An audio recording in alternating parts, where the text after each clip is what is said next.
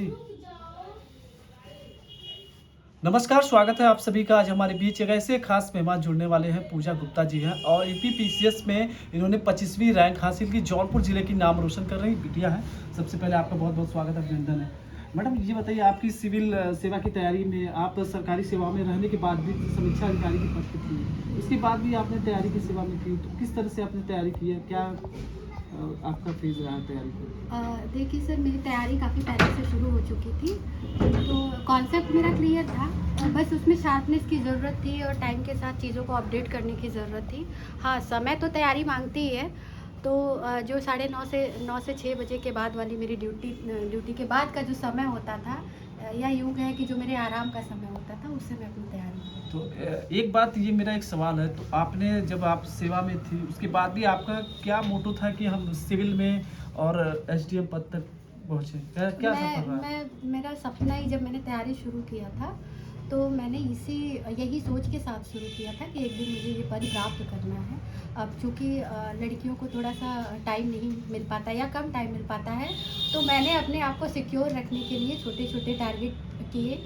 सबसे पहले जो मेरी अचीवमेंट रही है, वो मैं सोशियोलॉजी से जेआरएफ थी। और उसके बाद फिर मैंने पीएचडी ना करके बेसिक एजुकेशन के असिस्टेंट टीचर पद को ज्वाइन किया, सिर्फ इसलिए कि मुझे तैयारी का समय मिल सके। और उसके बाद मैंने लोक सेवा आयोग का ही GGIC FT ग्रेड एग्ज़ाम निकाला, लेकिन मैंने उसको ज्वाइन नहीं किया क्योंकि उस बीच मैंने 2017 में समीक्षा अधिकारी का पद प्राप्त किया था सचिवालय में, तो मैंने वहाँ पे ज्वाइन किया और तब से मैं सिविल सेवा की तैयारी में लगी? हाँ, नहीं, मैं सिविल सेवा की तैयारी उस समय कर रही थी, लेकिन समीक्षा अधिकारी बनने के बाद एक रिदम में जो आया है, वो समीक्षा अधिकारी बनने के बाद। तो जितने भी जैसे कि सिविल सेवा की जो तैयारी करते जो बच्चे जो हैं, बहुत से होते हैं कि अब 1, 2, 4 सफलता में पढ़ाई करते हैं, नहीं निकलता है, उसके बाद भी वो हार जाते हैं, अपने मंजिल तक ट्रैक पे वो नहीं पहुंच पाते, तो उनको क्या संदेश देना चाहेंगे?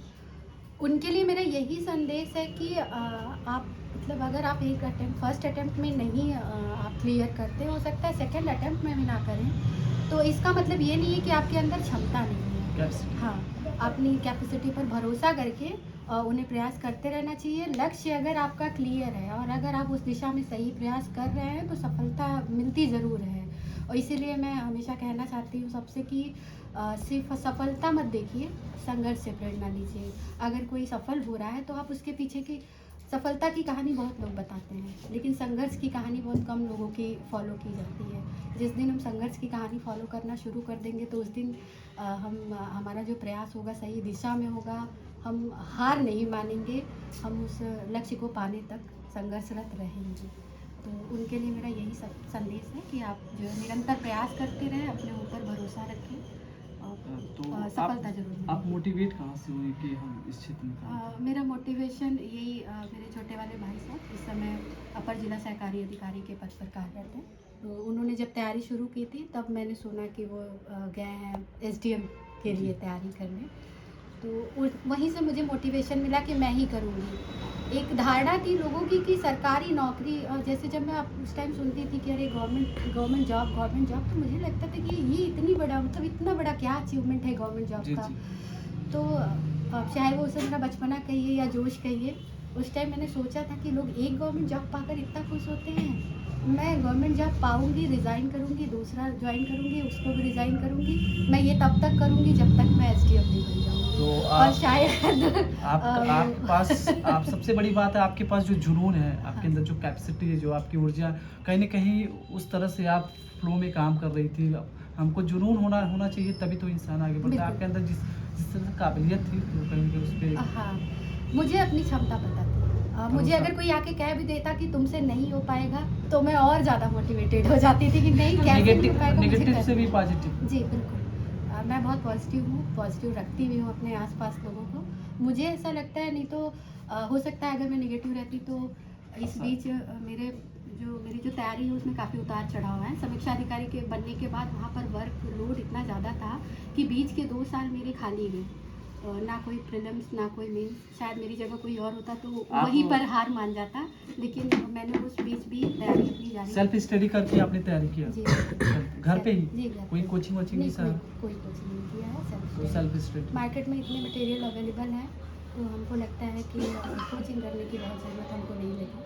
तो मैंने और जितने भी ऑडियंस हमारे जो सिविल सेवा की तैयारी कर रहे हैं, जितने भी दर्शक आपको देख रहे हैं, हमारे दर्शकों से क्या कहना चाहें? मैं उनसे यही कहना चाहूँगी कि अपना एक लक्ष्य क्लियर रखें और अपने लक्ष्य पर निरंतर प्रयास करते रहें जब तक उसे पा ना जाए। सफलता एक दिन में नहीं मिलती, लेकिन एक दिन ज़रूर मिलती है।